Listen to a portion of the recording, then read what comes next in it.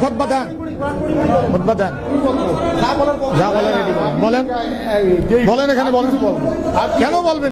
আমি সেলিউট জানাই এই হুজুরকে। ইনি একজন নেতা, মসজিদে ইমাম সাহেবকে বলতেছে যে কিভাবে কি বক্তব্য দিবে, কোন কথা বলবে কোন কথা বলবে না। হুজুর করছে কি, ওনাকে ধরে নিয়ে মাইক্রোফোনটা খুলে ওনার মাথায় লাগাই দিছে যে আপনি বলেন কি বলবেন, কোরআন হাদিসে কোনটা আছে আপনি বলেন। মানে নেতা হয়েছে, উনি নেতামি করতে গেছে মসজিদে যায়। এরকম নেতা কিন্তু অনেক দেখছি আমরা। তো অতীতে কোনো হুজুররা এরকম পদক্ষেপ কখনো নেয় নাই। এই হুজুরকে আমি ধন্যবাদ জানাই এবং সেলিউট জানাই যে হুজুর এই পদক্ষেপটা নিয়ে ওনাকে ঘাট ধরে নিয়ে গেছে যে আপনি বক্তব্য দেন, ইসলামে কি আছে আপনি বলেন। এই সমস্ত বেয়াদব, এই সমস্ত বেয়াদবদের এভাবে শাস্তি করতে হবে। বাংলাদেশের যত হুজুর আছে যারা ওয়াজ করেন, যারা বক্তব্য দিয়ে বেড়ান বিভিন্ন জায়গায়, এই মঞ্চে দেখবেন আপনাদের পাশে এই ধরনের কিছু শয়তান থাকবে, এই ধরনের কিছু বদমাইশ থাকবে, এদেরকে এভাবে শাস্তি করবেন। এই হুজুরকে দেখে সারা বাংলাদেশের হুজুররা শিক্ষা নেন। এই সমস্ত বেয়াদবদেরকে এভাবে শাস্তি করতে হবে। একজন ইমাম সাহেবের সাথে কত বড় বেয়াদবি করে আমি নিজেই দেখছি। মসজিদে হুজুর যখন খুতবা দিতে যায় বলে যে এই সমস্ত কথা বলা যাবে না, এই সমস্ত বয়ান করা যাবে না, কোরআন হাদিসে যেটা আছে সেইটা বলেন। কোরআন হাদিস উনি হুজুরের থেকে বেশি জানে, একজন ইমাম সাহেবের থেকে উনি বেশি জানে কোরআন হাদিস। উনি বেশি জানে এই জন্য তো ওনাকে এই যে মাইক্রোফোনটা খুলে দিয়েছে, এখন বক্তব্য দাও, তুমি এখন কোরআন হাদিসে কি আছে তুমি বলো, তুমি ইমাম সাহেব রাখছো কেন? এত বেশি যখন জানো তাহলে তুমি ইমাম সাহেব রাখছো কেন? মানে চুরি করে খাই তো দেখা যাচ্ছে হুজুর বলতে বলতে একটা সময় যদি বলে ফেলে যে এই কার্ডের টাকা খাইছে, তারপরে গম চাল চুরি করে খাইছে, এগুলো যদি হুজুর কখনো বলে ফেলে, অথবা সুদখোর কোনো নেতা থাকতে পারে সেই কথা যদি হুজুর বলে ফেলে, এই জন্য আগে থেকে হুজুরদেরকে এভাবে চাপাই রাখার চেষ্টা করে। তো এখন আমাদের কিছুদিন পরে বিশেষ করে ওয়াজের মৌসুম আসবে, এই সমস্ত নেতাদেরকে কিন্তু সভাপতি করা হয়, এই সমস্ত নেতাদের কিন্তু সেক্রেটারি করা হয়, এই সমস্ত নেতাদেরকে ওই বড় বড় চেয়ার দিয়ে কিন্তু হুজুরদের পাশে বসানো হয়। তো এই জিনিসটা কিন্তু আমার সবচেয়ে খারাপ লাগে।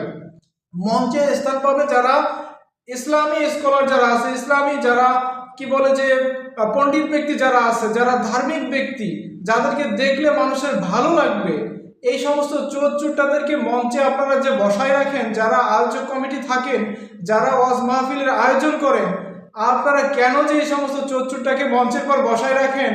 আমি একটা মাহফিলে গেছিলাম, সেখানে ওই এলাকার স্থানীয় একজন নেতা, সে অনেক মানে অন্যায় অনেক আকাম কুকাম করে আর কি, ইভেন সে কন্টিনিউ করতেই থাকে, এই সমস্ত অন্যায় অত্যাচার করতেই থাকে। তো আমি আর আমার এক ফ্রেন্ড মিলে গেলাম ওই মাহফিলের ওখানে। তো আমার পাশ থেকে আমার ফ্রেন্ড করছে কি, ও চলে যাচ্ছিল, বলে যে ধর এখানে থাকবে না, একটা গালি দিয়ে চলে যাচ্ছিল। আমি বললাম কেন, কি হয়েছে তুই, আমরা মাত্র আসলাম মাহফিল শুনবো, তুই চলে যাচ্ছিস কেন?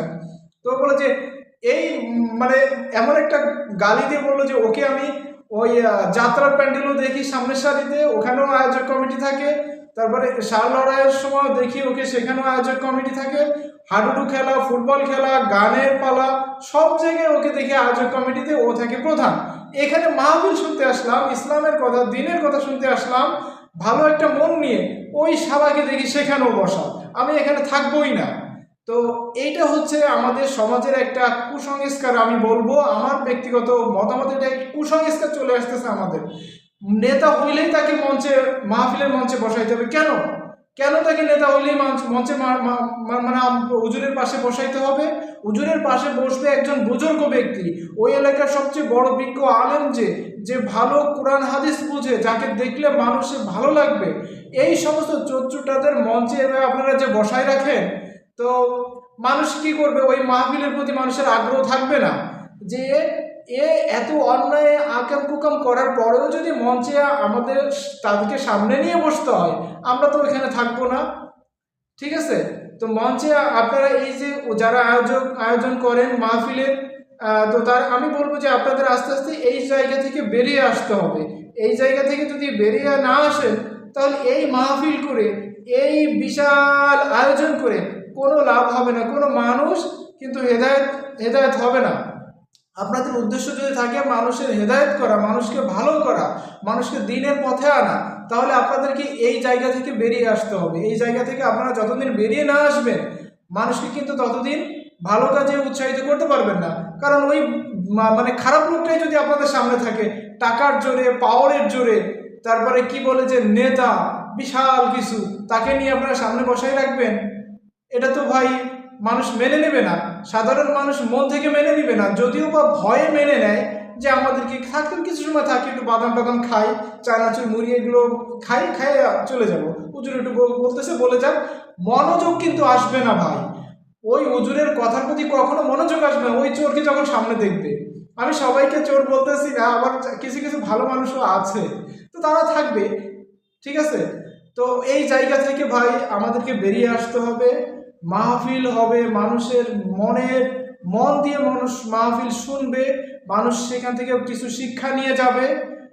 তো আমি বলবো যে এই সমস্ত মানুষদেরকে আমি ব্যক্তিগতভাবে অ্যালাউ করতে পারি না। আমি আগে যাইতাম মাহফিল, এখন খুব একটা ভালো লাগে না, বাসায় বসে যদি সাউন্ড আসে গানে এটা শুনি, এখন আমি যাই না। কারণ কি, ওই একটাই কারণ যাদেরকে আমি অপছন্দ করি, যারা সমাজকে কলুষিত করে, সেই সমস্ত মানুষ মঞ্চের পাশে, হুজুরের পাশে বসে থাকে, সেই জন্য কিন্তু আমি যাই না।